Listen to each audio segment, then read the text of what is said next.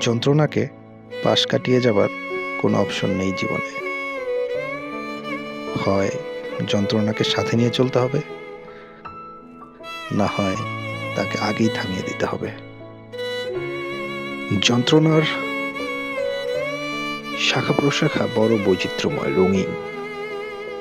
জীবনে যেমন বহু কালারের পোশাক আমরা পরে থাকি, লাল, নীল, হলুদ, যন্ত্রণাও ঠিক তেমনই বিভিন্ন রঙে নিজেকে রাঙিয়েছে। এক এক কালারের যন্ত্রণা আমাদের এক এক ধরনের কষ্ট দেয়।